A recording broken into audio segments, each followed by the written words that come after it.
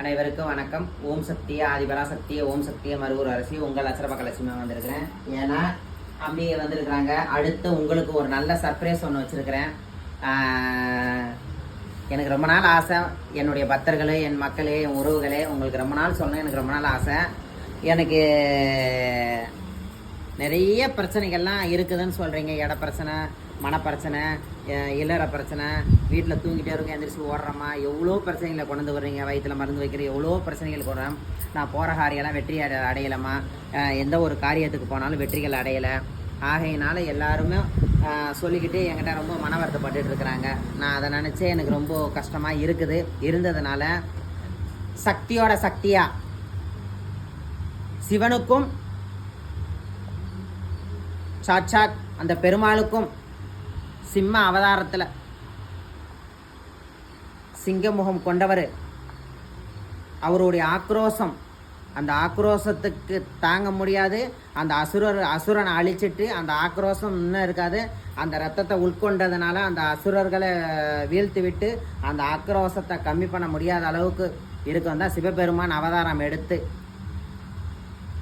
தலை சிங்க ரூபமாகவும் உடம்பு சிங்க தலையோட வாகனம் ஒரு இதும் ரெக்கையோட அவர் ஒரு அவதாரம் எடுத்து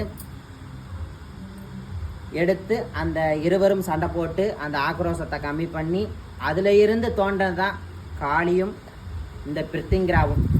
இந்த பிரித்திங்கிரா என்னன்னா அசுரர்களை அழித்து நன்மைகளை. இப்போ அந்த அம்மாவை பார்த்தா எனக்கு பயங்கரமாக இருக்குது. அவள் ஒரு குழந்தை.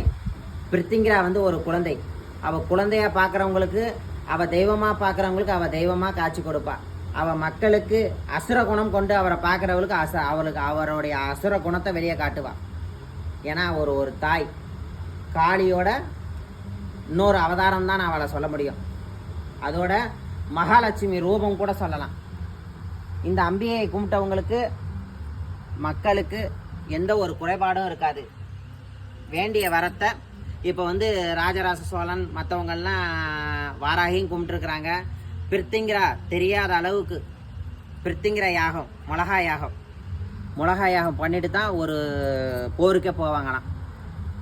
ஒரு வெற்றிகள் அடையணும்னா யாருக்கும் தெரியாது. அவங்களே போய் உள்ளுக்குள்ளே அவங்க ஒரு அரண்மனை அவங்க பிரித்திங்கிரா யாகம் பண்ணிட்டு தான், மிளகா யாகம் பண்ணிட்டு தான் போவாங்களாம்.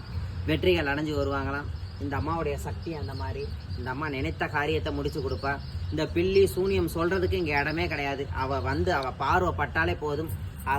அவளுடைய பார்வையில் கடைக்கண்ணல் பட்டாலே போதும். அந்த மிளகாய் எடுத்துட்டு அவள் வேண்டி உள்ள போட்டாலே போதும். அவளுடைய சக்தியால் அவள் ஒரு கடைக்கண்ணாலேயமோ, புரியுதா? ஆமாம், எல்லாத்தையும் அவள் நிருகதி ஆக்கி விட்டு போய் விடுவாள். அதோட என்னன்னா, இந்த அம்பியை இந்த மாதம் ஆடி மாதம் 8 தமிழுக்கு 8 ஆடி 8 இங்கிலீஷுக்கு 24 வியாழக்கிழமை அமாவாசை என்று இன்னைக்கு கும்பாபிஷேகம் வச்சுட்டு யாகமும் வச்சுருக்கிறேன். பிரம்ம முகூர்த்தம் 4:30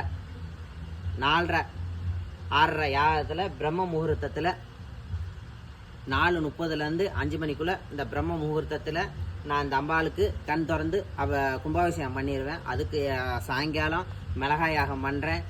உங்களுக்கு இல்லறத்தில் ஒரு கட்டுப்பாடாக இருக்குமா, வீட்டில் எந்திரிச்சு ஓடுறோமா, கெட்ட சொப்பனங்கள் ஆகுது, என்கிட்ட ₹1 கூட நிற்க மாட்டேங்கு, போகிற காரியமே எனக்கு வெற்றிகள் அடைய மாட்டேங்கு, எனக்கு லேண்டு பிஸ்னஸில் குறைவாக இருக்குது, அம்மா நான் மாடு வச்சுருந்தேன், என் வீட்டில் 4 கால் ஜீவனே இல்லை, அம்மா என் வீட்டில் கோழி வளர்த்துருந்த கோழி ஒன்று கூட இல்லை, என் வீட்டில் பாம்பு பூந்துட்டு போகுது, அம்மா யாரோ ஒரு உருவம் நடந்துட்டு போகுது அப்படின்னு நிறைய கம்ப்ளைண்ட் வருது.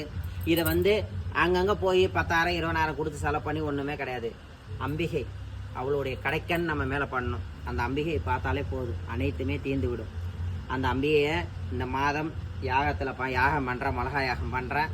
எல்லோரும் எல்லாருக்கும் வெற்றி எல்லான்னு. இன்னொரு விஷயம், அம்மா எங்கள் குலதெய்வத்தை கெட்டு போட்டாங்க, என்னுடைய வீட்டில் செத்தவங்களை கெட்டு போட்டாங்க, அந்த கெட்ட உடச்ச ஒன்றும் செய்யணும் கொல்லணும்னு நிறைய பேர் நினைக்கிறீங்க.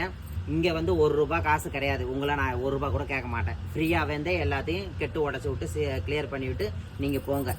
ஆமாம், எவ்வளோ நன்மைகள் செஞ்சுருக்கேன்.